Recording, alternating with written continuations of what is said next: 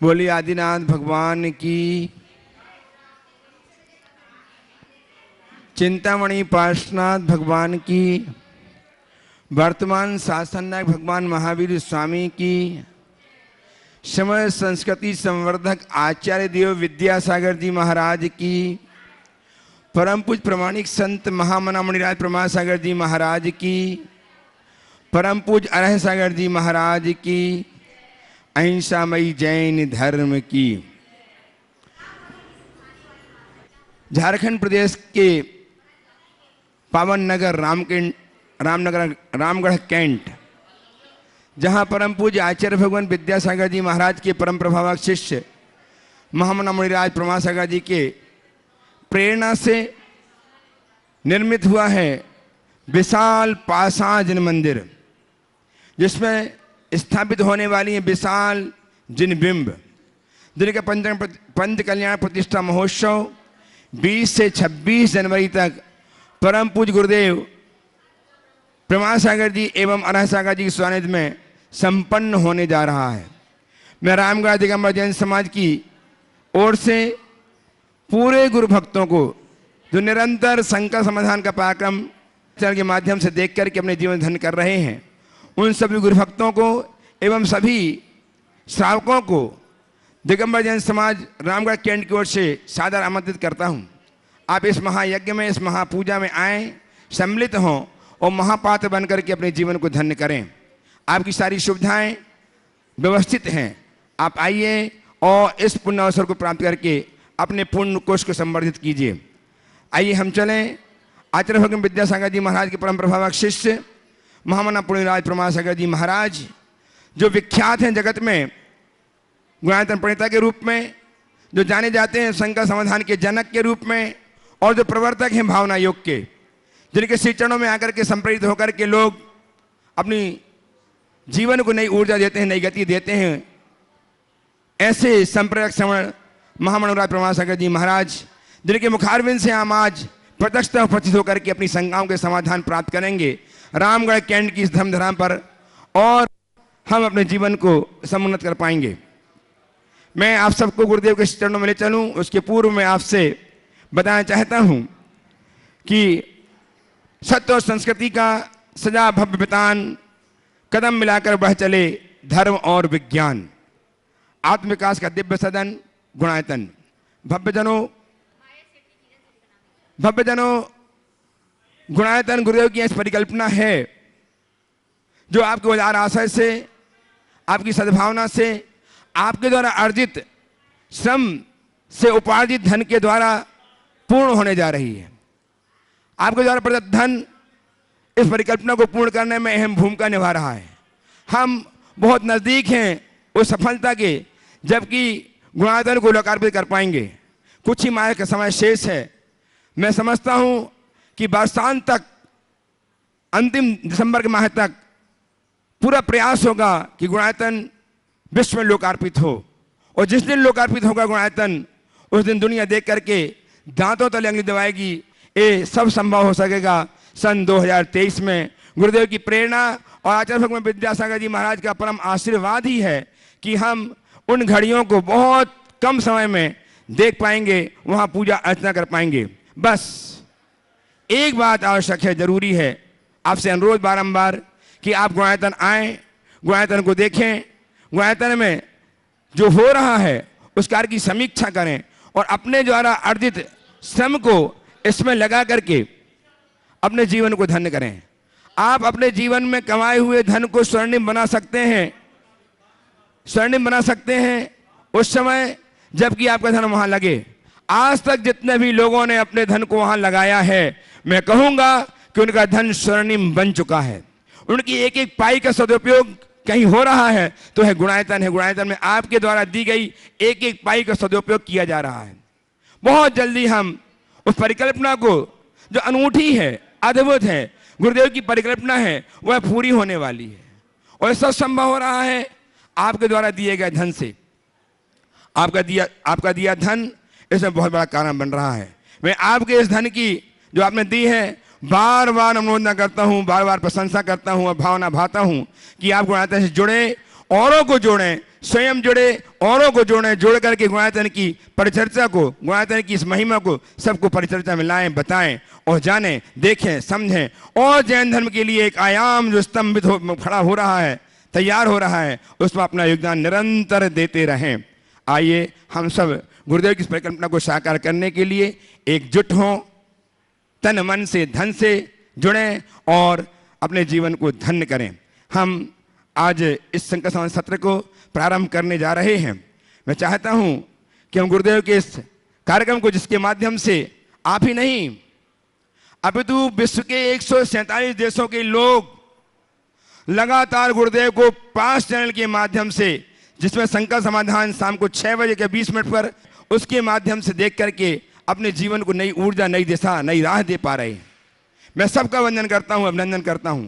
इन समयों का ध्यान रखते हुए आप लगातार 12 चैनल के माध्यम से अपनी शंकाओं के समाधान प्राप्त करके जीवन को नई ऊर्जा दीजिए, नई दिशा दीजिए, नई राह दीजिए। नमोस्तु महर्षि, नमोस्तु महर्षि, नमोस्तु महर्षि। प्रथम प्रश्न के लिए आमंत्रित हैं श्री नितिन जी जैन रामगढ़, और तैयार हैं श्रीमती ऊषा जी अजमेरा रामगढ़। नमोस्तु नमोस्तु। अंबर पर तारे हजार हैं पर चांद एक है। उस चांद की चांदनी के बिना तारों का कोई अस्तित्व नहीं है। ठीक उसी तरह धरती के चांद हमारे परमान सागर महाराज है, जिनके आशीर्वाद के बिना रामगढ़ वालों की कोई अस्तित्व नहीं है। हे गुरुवर, आपकी सानिध्य में रामगढ़ जिन मंदिर का पंच कल्याण संपन्न हो रहा है, हम रामगढ़ वाले ऐसा क्या करें जिससे मंदिर में पॉजिटिव एनर्जी हर क्षण प्रभावित होती रहे। जो भक्त एक बार मंदिर की प्रतिमा दर्शन करने आए तो उसके जीवन के हर क्षण में पॉजिटिव एनर्जी उसके साथ रहे, इससे मार्गदर्शन करें। देखिए, मंदिर की प्रतिष्ठा अब होने ही वाली है, और जब मंदिर की प्रतिष्ठा हो जाएगी तो इसकी ऊर्जा स्वाभाविक रूप से हम आप सबको प्रभावित करेगी। आपने पूछा ऐसा हम क्या करें कि इस मंदिर में आने वाला हर व्यक्ति धन्य हो जाए। तो उसके लिए कुछ नहीं करना है।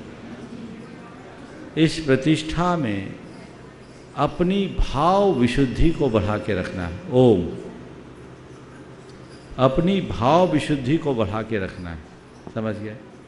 आप जितनी अधिक भाव विशुद्धि बढ़ाओगे, प्रतिष्ठा में उतना प्रभाव बढ़ेगा और उसका ही परिणाम आने वाले दिनों में भक्तों को होगा।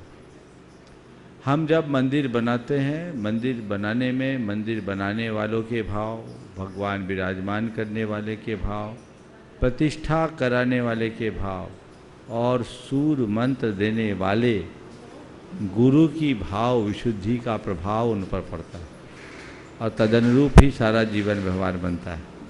तो अब आप लोगों के हाथों में है, अपनी विशुद्धि को बढ़ाइए, जरूर रंग लाइए। ओ उपस्थित हों श्रीमती उषा जी अजमेरा, तैयार हैं श्रीमान। ओम, जिनको बुलाते हैं वो आइए। बार बार लिखा कर दिया करो, देखो ही नहीं। संस्कार जी जैन बनगांव दमोह तैयार रहेंगे।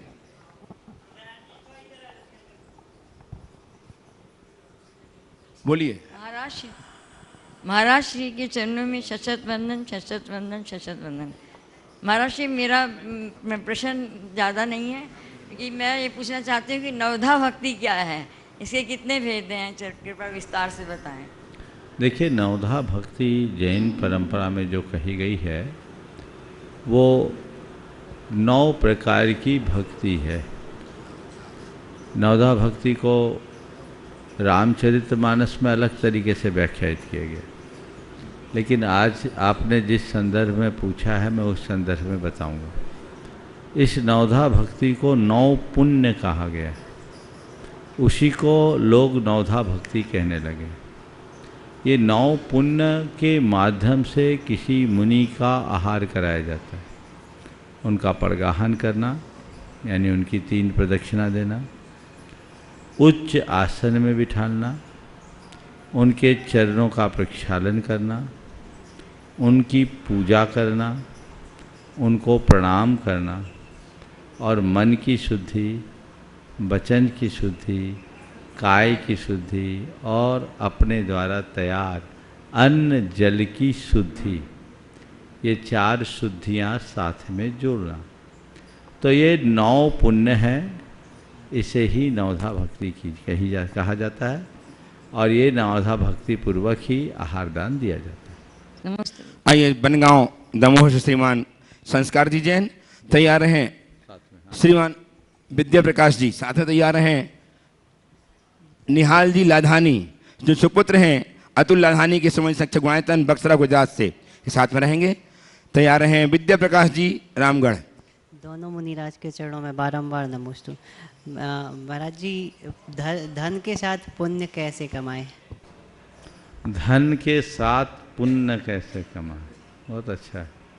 धन कमाने के लिए तो सब सोचते हैं, पर धन के साथ पुण्य कैसे कमाएं?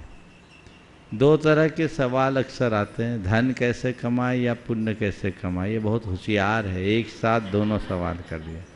धन के साथ पुण्य कैसे कमाए, देखो बहुत अच्छा उत्तर दे रहा हूँ, ध्यान से सुनना। धर्म के साथ धन कमाओ, धन भी कमाओगे और पुण्य भी कमाओगे। धर्म के साथ धन कमाने का मतलब क्या है?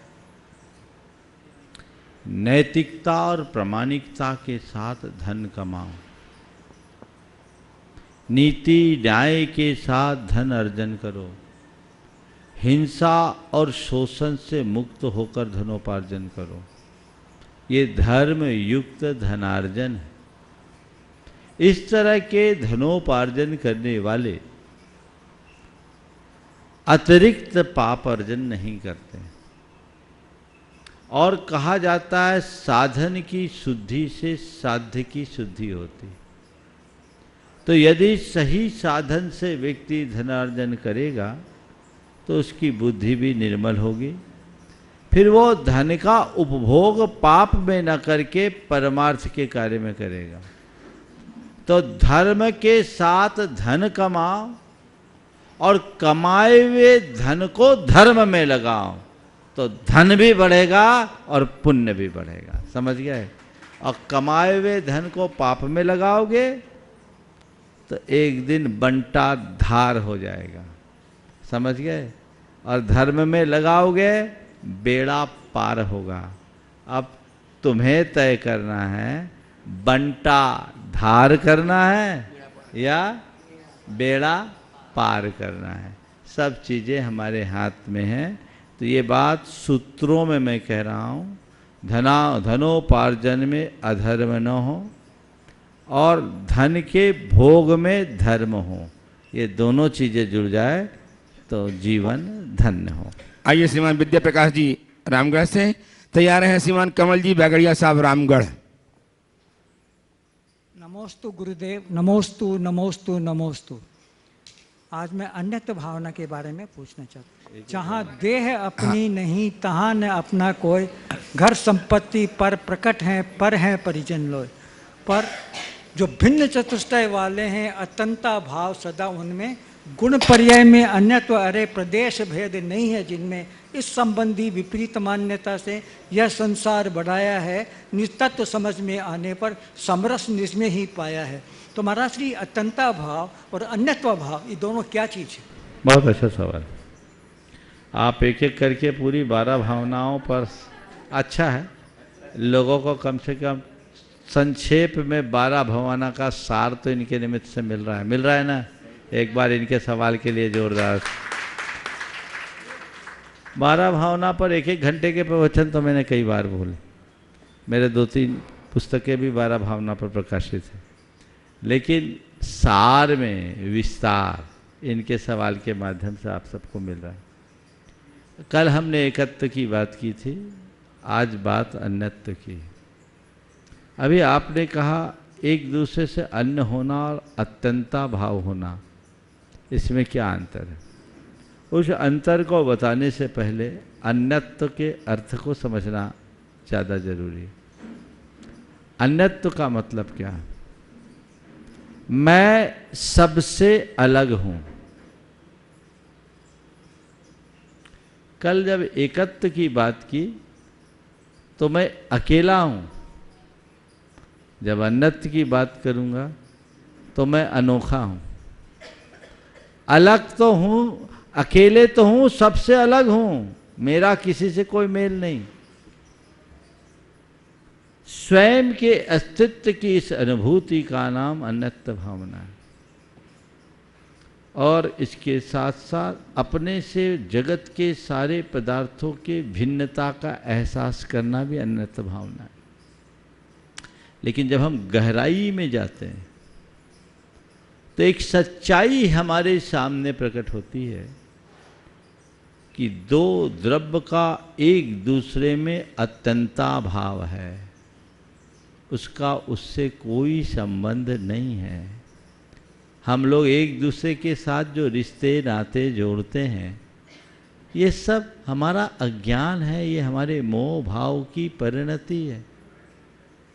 इस शरीर से क्या हमारा एक परमाणु से भी नाता नहीं है, क्योंकि जगत के हर पदार्थ, हर वस्तु अपने आप में स्वतंत्र है और सब अपने आप में अलग है। मैं हूँ, आप हो, मेरा आपसे कोई नाता नहीं। ना मेरा एक प्रदेश आपसे जुड़ सकता है, ना आपका एक प्रदेश मुझसे जुड़ सकता है। एकदम भिन्नता है। मैं अकेला हूँ, अलग हूँ, अनोखा हूँ। बस जो मैं हूँ वही सब कुछ है और मुझे बस मेरे मैं में रमना है। ये बुद्धि जिसके अंदर प्रकट हो जाती है वही आत्मलीनता का सौभाग्य प्राप्त करता है और उसी आत्मलीन दशा से हमें मुक्ति मिलती है। ये इसका है। आइए श्रीमान कमल जी बगाड़िया साहब रामगढ़ टेंट से ही, और तैयार हैं श्रीमान संजय जी जैन हजारीबाग। संजय जी हजारीबाग से तैयार हैं। महामुनीश्वर, ज्ञान के प्रणेता, आपके चरणों में शत शत वंदन। कहते हैं सागर के भी दो किनारे होते हैं, सागर के भी दो किनारे होते हैं, कुछ लोग बहुत प्यारे होते हैं। कौन कहता है जिंदगी अकेली है, कौन कहता है जिंदगी अकेली है। जिंदगी में प्रमाण सागर जी जैसे गुरु जान से भी प्यारे होते हैं, प्रमाण सागर जैसे गुरु जान से भी प्यारे होते हैं। और आप संत आवे जिस घरा उसके रोज होली, दिवाली और दशहरा, ऐसे संत हमारे बीच पधारे हैं, आपका हम वंदन करते हैं। मेरा प्रश्न है कि क्या प्रभु मिलन में विरह अवस्था से गुजरना आवश्यक है? प्रभु के मिलन के लिए विरह की अवस्था, जैसे आपने संन्यास लिया है, एक तरह का विरह की अवस्था, इससे गुजरना आवश्यक है। और अहोभाव क्या है किसी के प्रति भी, इसे अपने जीवन में कैसे उतारें? बहुत अच्छा सवाल। देखिए, प्रभु मिलन में विरह की भूमिका,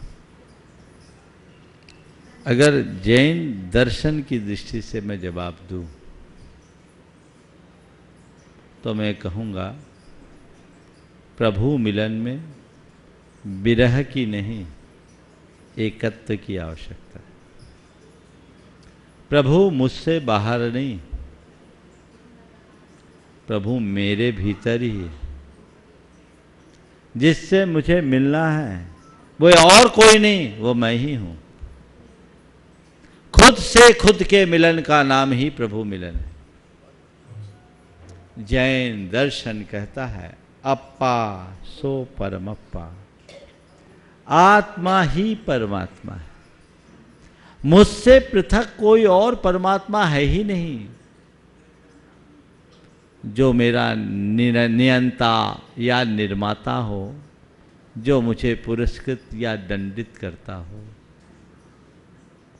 जैन दर्शन कहता है तेरा परमात्मा तू खुद स्वयं है, पर तू उसे जानता नहीं। तू देहात्म बोध में जी रहा है। तेरी बुद्धि शरीर और शरीराश्रित तन संयोगों से बंधी हुई है, जो मोह और अज्ञान के परिणाम स्वरूप है। और जब तक ऐसे अज्ञान प्रेरित बुद्धि होगी तो दुखी बना रहेगा। उस अज्ञानता में तू कभी अपने आप को सुखी, कभी दुखी, कभी राजा, कभी रंग, कभी अमीर, कभी गरीब, कभी रूपवान, कभी कुरूप, कभी अच्छा, कभी बुरा, कभी बड़ा, कभी छोटा, यही मानते रहेगा। लेकिन यथार्थ तू केवल तू है, तत्त्वम असि। तत्त्वम असि, बस तुम जो हो बस हो, उसके साथ कोई विशेषण नहीं। वही तेरा स्वरूप है, वो तेरा परमात्मा है। उस परमात्मा से मिलना है तो विरह नहीं, एकत्व, उससे नाता, केंद्रीकरण, स्वयं का स्वयं के साथ केंद्रीकरण ही परमात्मा का मिलन है। समझ गए? मैं खोज रहा था भगवान को, भगवान ढूंढ रहे थे मुझे। मैं खोज रहा था भगवान को, भगवान ढूंढ रहे थे मुझे।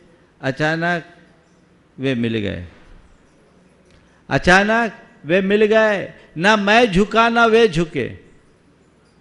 मैं खोज रहा था भगवान को, भगवान ढूंढ रहे थे मुझे, अचानक वे मिल गए। ना मैं झुका ना वे झुके, ना वे मुझसे बड़े थे ना मैं उनसे लघु था। ना वे मुझसे बड़े थे ना मैं उनसे लघु था। एक आवरण, पर्दा, एक आवरण मुझे उनसे विभक्त किए था, वो हटा और मैं भगवान हो गया। बोलिए प्रमाण सागर महाराज की। तो अपने भीतर खोजो, खुद के भीतर खोजो, और जिस दिन तुम उसे समझ लोगे उसी दिन अपने जीवन को पूर्ण बना लोगे। समझ गए? लोक में जब हम अपने से भिन्न किसी सर्वशक्तिमान परमात्मा की धारणा पर विश्वास करते हैं, तब हमें लगता है कि उससे मिलने के लिए जो हमसे भिन्न कहीं और है, हमें सबसे नाता तोड़ना हो। लेकिन जैन धर्म कहता है नहीं, निज से नाता जोड़ दो, फिर किसी से नाता तोड़ने की भी जरूरत नहीं है। अपने आप से नाता जोड़ो। समझ गए? अब रहा दूसरा सवाल, अहो भाव क्या है? अहो अहो अहो हमारे मुख से कब निकलता है? अहो, जब हम अपने आप को कृतार्थ, कृतकृत्य या धन्य महसूस करते हैं, है ना? अहो हो आ निकलता है। अपने आप को कृतकृत्य, कृतार्थ या जब धन्य महसूस करते हैं तो अपने आप अहो अहो अहो अहो निकलता है। बस स्वयं को कृतकृत्य, कृतार्थ और धन्य भाव से भर लेना ही अहो भाव है, जो हमारे भीतर की भाव विशुद्धि का द्योतक है। हम जब भक्ति करें, पूजा करें, पाठ करें, भगवान के चरणों में आए, उस घड़ी हमारे हृदय के जो उद्गार हैं वे सब अहो भाव। हे प्रभु, आहा आज धन्य हो गया, धन घड़ी यो, धन दिवस यो ही, धन जन्म मेरो भयो, अब भाग मेरो उदय आयो, दरस प्रभु जी को लख लयो। ये अहो भाव है, और अहो भाव जितना बढ़ेगा अहम भाव उतना घटेगा। अहो भाव बढ़ाओ, अहम भाव घटाओ। आज अक्सर अहो भाव घट रहा है, अहम भाव बढ़ रहा है। कायदे से कई जहां अहो भाव होना चाहिए वहां भी अहम भाव दिखने लगता है ना? अब आपका एक पूरक सवाल मैं आपकी तरफ से उठा लेता हूं, क्योंकि दोनों उत्तरों में परस्पर विरोधाभास है। एक तरफ मैंने कह दिया कि भगवान तो मेरे भीतर है, और दूसरी तरफ मैंने भगवान के दर्शन के समय अहो भाव की बात की। तो आप कहोगे महाराज जी, जब आप लोग कहते हैं कि तेरा प्रभु तेरे ही भीतर है, तो बाहर प्रभु को क्यों पूजना? फिर हम ये 24 तीर्थंकरों की उपासना क्यों करते हैं? ये सवाल आपके मन में आ सकता है, हो सकता है आप कल पूछते, मैं आज ही आपकी तरफ से उठवा रहा हूँ। अब ये सवाल आ सकता है, पर इसे समझिए। एक बार एक दर्शन शास्त्र की प्रोफेसर मुझसे चर्चा में एक बात कही कि महाराज जी, मुझे जैनिज्म की सब बातें समझ में आती, पर एक बात समझ में नहीं आती कि आप जैन लोग ईश्वर को मानते हो पर ईश्वर के कर्तृत्व को क्यों नहीं मानते। वो दर्शन शास्त्र की प्रोफेसर थी, दर्शन की भाषा में उन्होंने मुझसे सवाल किया कि आप जैन लोग ईश्वर को मानते हैं, ईश्वर के कर्तृत्व को क्यों नहीं मानते। देखिए ना, ईश्वर ने मुझ पर कितनी बड़ी कृपा की। देखिए ना, ईश्वर ने मुझ पर कितनी बड़ी कृपा की। मेरे पति की किडनी खराब हो गई थी, दोनों किडनियां खराब हो गई थी, ईश्वर ने उसे ठीक कर दिया। मेरे पति की दोनों किडनियां खराब हो गई थी, ईश्वर ने उसे ठीक कर दिया। मैंने कहा बहन जी, यदि ये बात है तो मुझे आपके ईश्वर पर संशय है। बहन जी, यदि ये बात है तो मुझे आपके ईश्वर पर संशय है। बोले क्यों? मैंने कहा अगर ईश्वर को किडनी ठीक ही करनी थी तो खराब किसने की? अगर ईश्वर ने किडनी ठीक की तो खराब करने का भी दोष उस पर ही जाएगा, आरोप उसी पर ही लगेगा। तो उन्होंने कहा महाराज ये बात ठीक समझ में आई, फिर आप लोग ईश्वर की पूजा क्यों करते? आपके सवाल के संदर्भ में मैं उत्तर, मैं जो आपके संभावित सवाल के संदर्भ में उत्तर दे रहा हूँ। तो मैंने कहा आप दर्पण देखती हैं? बोले हाँ देखती हैं। क्यों देखती हैं? इसलिए कि चेहरे में कोई दाग धब्बा ना हो। तो क्या दर्पण आपके चेहरे के दाग धब्बे को साफ कर देता है? ना ना ना महाराज, दर्पण हमारे दाग धब्बे को भले साफ न करता हो, पर दर्पण में हम दाग धब्बे को देखकर खुद साफ कर लेते हैं। तो मैंने कहा बस इसीलिए हम भगवान के पास जाते हैं। भगवान हमारे दर्पण हैं, दर्पण है, उनके सामने उनकी छवि में हमें अपनी असली छवि का दर्शन होता है, हमें अपने भीतर के भगवान होने का एहसास होता है, और हमें दिखता है कहाँ कोई दाग धब्बा है, हम अपनी भाव विशुद्धि से उसे साफ कर लेते हैं। जैन धर्म में ईश्वर उपासना के पीछे यही दृष्टिकोण है, और वो हम अहोभाव से भर करके ही कर सकते हैं। आइए श्रीमान संजय जी जैन हजारीबाग से, और तैयार हैं सुरेश जी आशा जी विनायका टेस्टी गुणायतन हजारीबाग आनंद मुनि भक्त। संजय जी हजारीबाग। नमोस्तु मराश्री, नमोस्तु मराश्री, नमोस्तु पराश्री। मराश्री, जो मेरा क्वेश्चन है प्रैक्टिकल बिजनेस में जो प्रॉब्लम आ रही है उससे संबंधित प्रॉब्लम से संबंधित क्वेश्चन है। जिस बिजनेस में मैं हूँ उसमें बहुत बार डीलर मीट कराना पड़ता है, डीलर की मीटिंग करानी पड़ती है। क्या है? डीलर मीट करानी पड़ती है। कंपनी का प्रेशर रहता है कि मीट कराओ तो उसमें कॉकटेल हो, कॉकटेल समझ रहे हैं? हाँ, कॉकटेल हो, नॉन वेज वगैरह हो, उस प्रकार करना पड़ता है। पर हम लोग अलाउ नहीं करते हैं, तो होता क्या है कि अटेंडेंस डीलर का कम हो जाता है। तो कंपनी का प्रेशर रहता है कि डीलर का अटेंडेंस कम हो जा रहा है और कैसे इसको किया जाए। तो कंपनी एक नया तरीका ढूंढ लिया। अब क्या करता है कंपनी कि डीलर मीट अपने करा लेता है, डेबिट हमको कर देता है, यानी खर्चा का डेबिट हमको करता है, पैसा हम ही को देना पड़ता है। तो हम क्या करें? मैं एक घटना सुनाता हूँ। ज्ञानी जैल सिंह जब भारत के राष्ट्रपति हुआ करते थे, उनका एक कार्यक्रम इंदौर में हुआ। इंदौर में वहाँ के डिप्टी कलेक्टर थे सुरेश जैन। उनके जिम्मे उनके भोजन पानी के प्रबंध की व्यवस्था थी। अब ये जैन, उनके भोजन में सब तरह के भोजन की बात थी।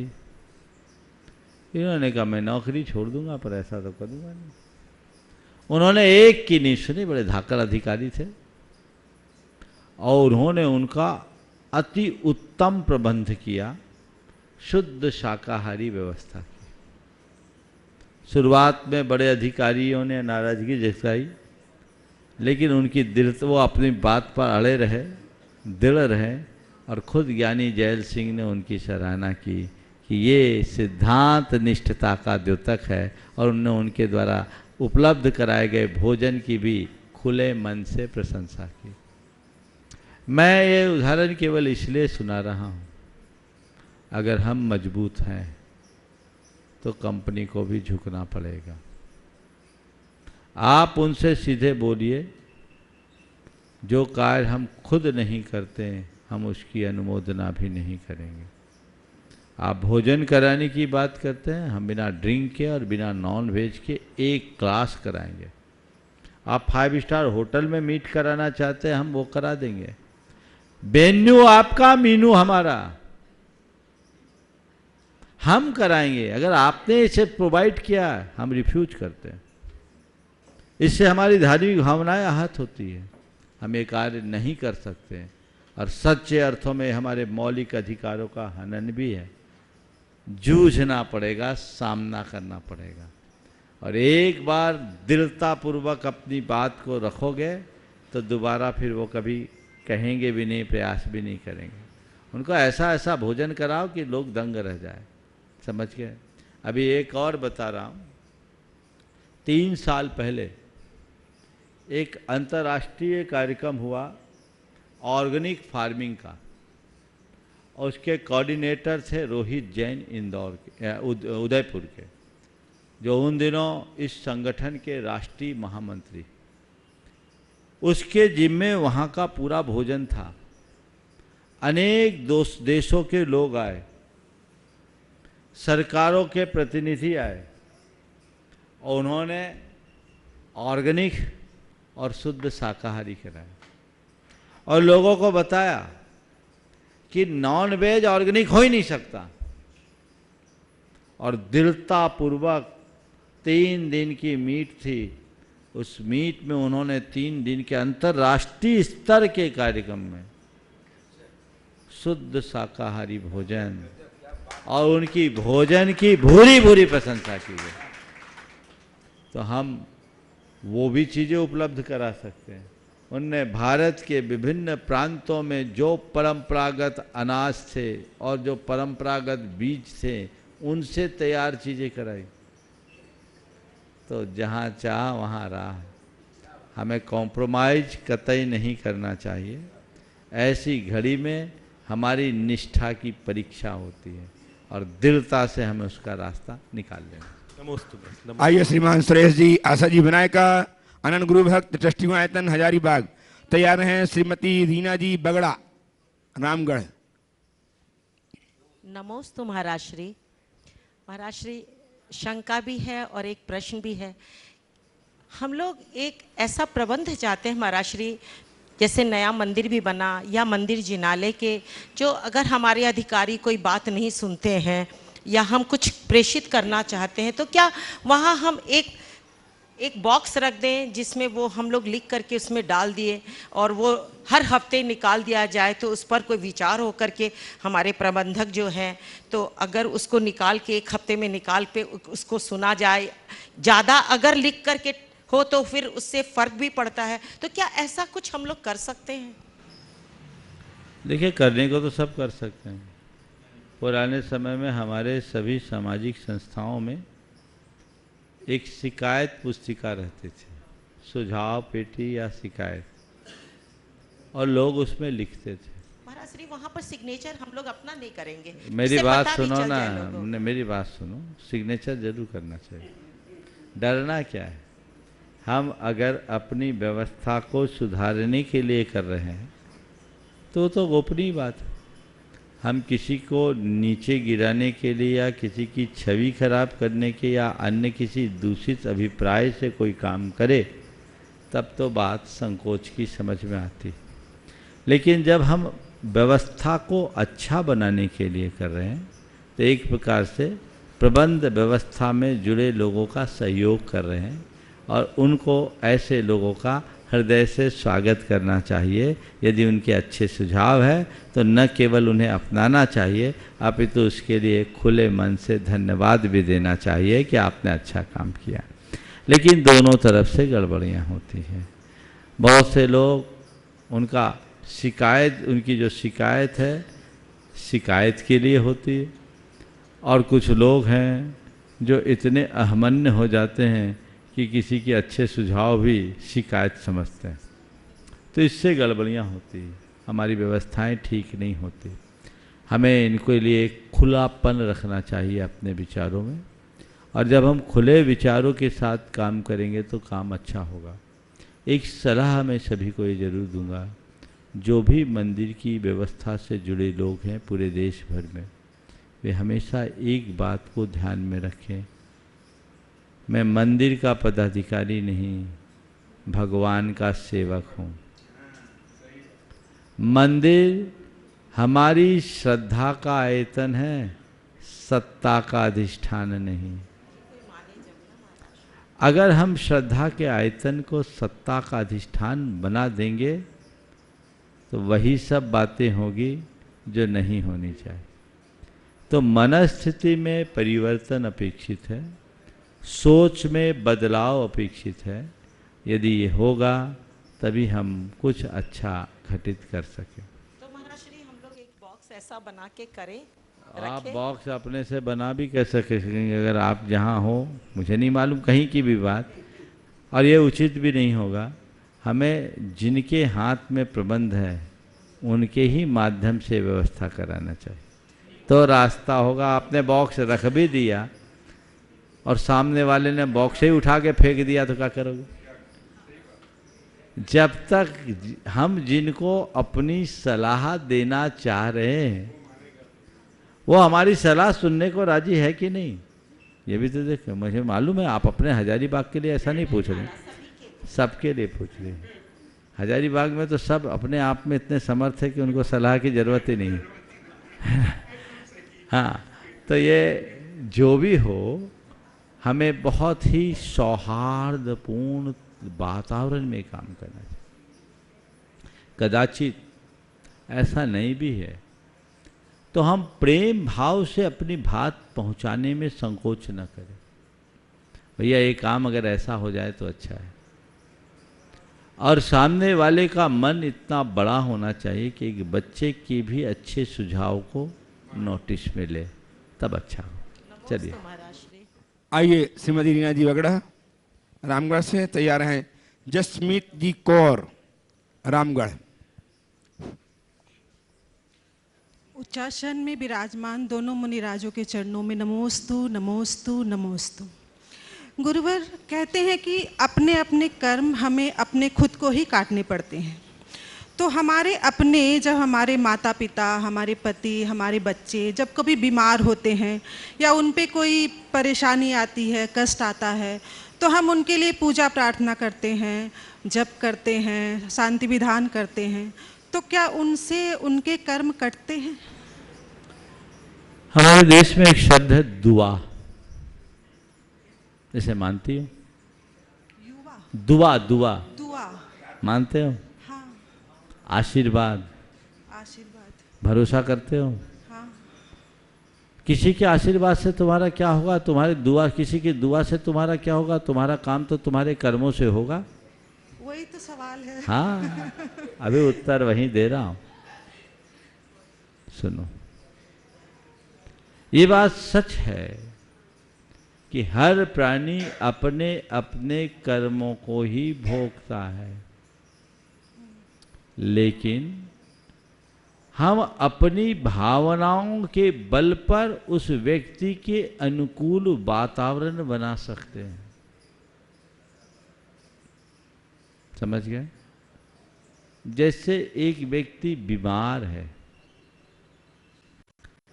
बीमारी का कारण क्या? इन्फेक्शन है, ये तो बाहरी कारण। अंतरंग कारण उसका पाप है। अब हमने दवाई दी, दवाई ने क्या किया? शरीर में गया और जिस प्रकार के रसायनों से इन्फेक्शन हुआ था उनको हटा करके शरीर का शुद्धिकरण किया, हम स्वस्थ हो गए। ये तो ऊपर की चीज हुई, लेकिन दवाई खाते ही स्वस्थ हम नहीं हुए। एक बहुत बड़ा केमिकल चेंज हुआ है हमारी बॉडी में। वो क्या है? इन्फेक्शन का चेंज तो आपको दिखा, लेकिन हमारा और हमारे कर्मों का जो संबंध है वह भी एक रासायनिक बंधन है। समझे? तो वो शरीर के रसायन बिगड़ने से कर्मों की रसायन बिगड़ गई, तो हमारा पाप का उदय आया, हम बीमार पड़ गए। हमने मेडिसिन ली, दवाई ली, हमारे शरीर के रसायन ठीक हुए, तो कर्मों के रसायन के साथ उनका कॉम्बिनेशन बन गया, समीकरण ठीक बन गया, हमारे कर्म बदल गए, हम स्वस्थ हो गए, निमित्त बना। क्योंकि कर्म अपना फल द्रव्य क्षेत्र काल भाव के आश्रय से लेता है। इसी प्रकार कोई आदमी बीमार है, अशक्त है, परेशान है, हम उसके हित में भावना भा रहे हैं, तो हम उसके लिए पॉजिटिव वेव जो छोड़ रहे हैं। क्या छोड़ रहे हैं? Positive wave. उस पॉजिटिव वेव के परिणाम स्वरूप वो उसको जब ग्रहण करता है, दुआ उसे ही लगती है जो उसे स्वीकार करता है। ध्यान रखना, आशीर्वाद उसे ही फलता है जो उसे स्वीकार करता है। अगर तुम्हारे यहाँ स्वीकार्यता नहीं है तो कोई आशीर्वाद नहीं लगेगा। तो एक आशीर्वाद, दुआ, प्रार्थना से जो हमने सकारात्मक तरंगे प्रक्षिप्त की, वो तरंग उसके कर्मों की स्थिति में परिवर्तन करने में निमित्त बन सकता है, तो वो उसके स्वास्थ्य लाभ में कारण बन जाता है। समझ गए? और ये सवाल आज से 50 वर्ष पहले पूछा गया होता तो शायद इतना अच्छा उत्तर नहीं मिलता, पर आज ये उत्तर है। आप सब सुनकर आश्चर्य करेंगे, अमेरिका में आज से 15 साल पहले तक की जानकारी के अनुसार 125 मेडिकल यूनिवर्सिटीज थी। मैंने 15 साल पहले एक लेख पढ़ा था, उसके आधार पर बता रहा हूँ। उसमें 85 में अब प्रार्थना को कोर्स में रखा गया है, और प्रयोग हुए सेंट फ्रांसिस्को और कैलिफोर्निया के कई यूनिवर्सिटीज में, कि अस्वस्थ व्यक्ति पर जब प्रयोग किया गया, 30 अलग अलग लोगों के समूह पर, 10-10 के 3 समूह पर प्रयोग किया गया। 10 के लिए प्रार्थना की गई, 10 के लिए दवाई दी गई, और 10 के लिए नकारात्मक भावना भाई गई। जिनके लिए नकारात्मक भावना भाई गई उनकी बीमारी तेजी से और बढ़ी, जिन्हें सामान्य चिकित्सा दी गई उनकी बीमारी सामान्य स्तर से ठीक हुई, लेकिन जिनके लिए प्रार्थना की गई उनकी बीमारी के सुधार की दर 200% अधिक थी। और उसमें सबसे चौंकाने वाली बात ये थी कि जिन लोगों के लिए प्रार्थना की जा रही थी उन्हें पता नहीं था कि मेरे लिए कोई प्रार्थना भी कर रहा है। ये प्रयोग है, आप देखिए, आप अगर सर्च करेंगे तो ऐसे बहुत सारे रिपोर्ट्स मिलेंगे। तो ये प्रार्थना का प्रभाव है, हमारी भावनाओं का प्रभाव है। तो वो एक किर्लियन फ्रीक्वेंसी है। रूस में आज से रुडॉल्फ किर और किर्लियन, ये 2 वैज्ञानिकों ने इस पर काम किया आज से लगभग 55-60 साल पहले। वहाँ 3 अलग अलग पानी के ऊपर प्रयोग किया गया। एक के लिए बहुत सकारात्मक भावना भाई गई, दूसरे के लिए नकारात्मक भावना भाई गई, और तीसरा सामान्य जल था। तीनों को पौधों पर सींचा गया। सामान्य जल को पौधे पर सींचने से उनकी वृद्धि दर समान रही। जिनके साथ नकारात्मक भावना भाई गई थी वो पानी एसिड का काम कर गया, और जो सकारात्मक भावना से भरे व्यक्ति के हाथ का जल था उससे पौधे की वृद्धि दर 200% बढ़ गई। पानी को देखा जाए तो chemically there is no changes, फिर भी उनमें अंतर था, वो गुणात्मक अंतर। और उससे एक पद्धति विकसित हुई कि हमारे शरीर में कोई बीमारी बाद में आती है, उसकी शुरुआत बहुत पहले होती है, उससे उसकी फोटोग्राफी पहले ले ली जाती, किर्लियन थेरेपी के नाम से वो विख्यात हुई। तो ये हमारी भावनाओं का प्रभाव है। इसलिए कोई भी हो, हम उसके लिए अच्छी भावना भाएं, हमारी भावनाओं में बहुत बड़ी ताकत होती है। आइए धर्मानुरागी बहन जसमीत जी कौर रामगढ़ से।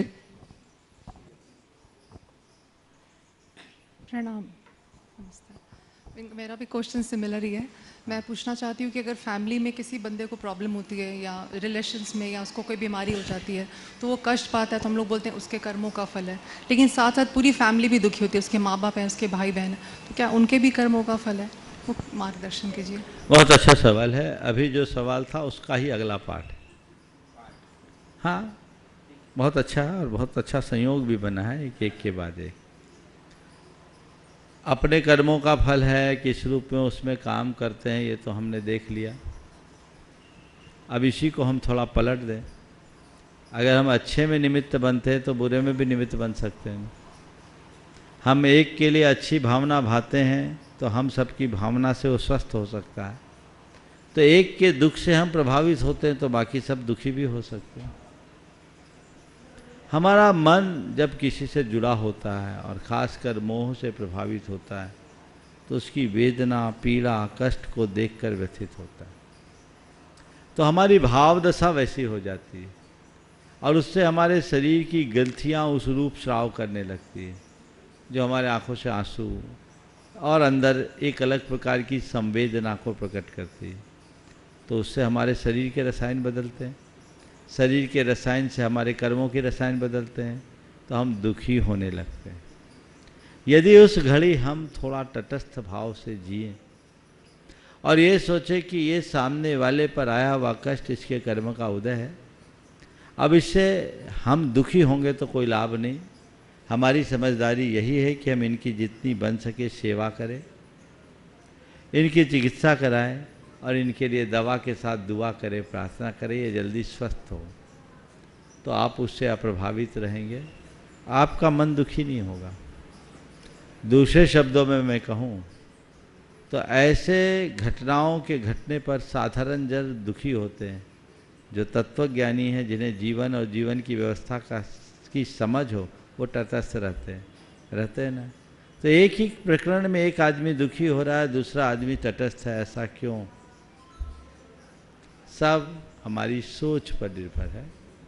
तो अगर हमारी दृष्टि आध्यात्मिक होती है तो ये सारी दुविधाएं अपने आप दूर हो जाएंगी। हर व्यक्ति को अपने जीवन में सुखी रहने के लिए जीवन और जीवन की व्यवस्था को ठीक रीति से समझना बहुत जरूरी है।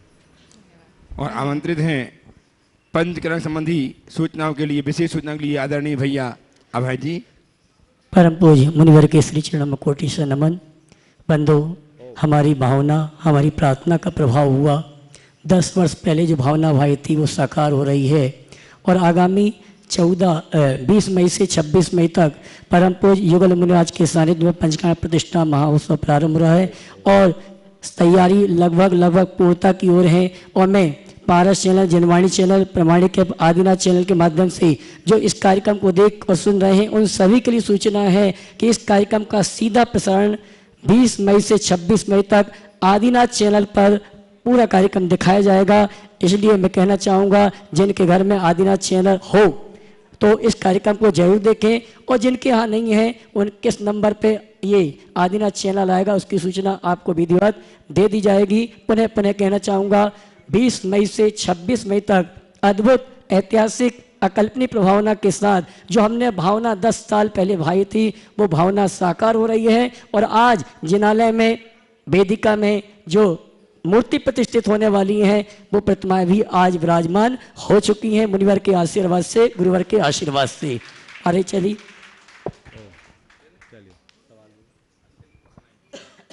महाराज श्री आपके अनंत भक्त प्रकाश जी पाटनी अजमेर आपके चरणों में बारंबार नमस्ते करते हुए जानना चाहते हैं कि एक अच्छा इंसान मतलबी नहीं होता है। एक अच्छा इंसान मतलबी नहीं होता है, लेकिन वह उन लोगों से दूर हो जाता है जिनको उसकी कदर नहीं होती। क्या ऐसा होना चाहिए गुरुदेव? बहुत अच्छा सवाल है और सवाल की 2 दिशा है। एक अच्छा इंसान मतलबी नहीं होता लेकिन उन लोगों से दूर हो जाता है जिन्हें उनकी कद्र नहीं है। क्या ऐसा होना चाहिए? देखिए, मतलबी न होने का मतलब ये नहीं है कि हम हर किसी के साथ रहें। मतलबी न होने का मतलब सीधा सा ये है कि हम किसी से अपने स्वार्थ की पूर्ति ना करें, पर अपने जीवन के मतलब को सुरक्षित रखें। मेरा मकसद, मेरा ध्येय ये सामने होना चाहिए। आप मुझसे पूछो तो मैं बड़ा मतलबी हूँ इस अर्थ में, क्योंकि मैं वहाँ आप लोगों के साथ कहीं खड़ा नहीं हूँ जो मेरी मर्यादा के बाहर है।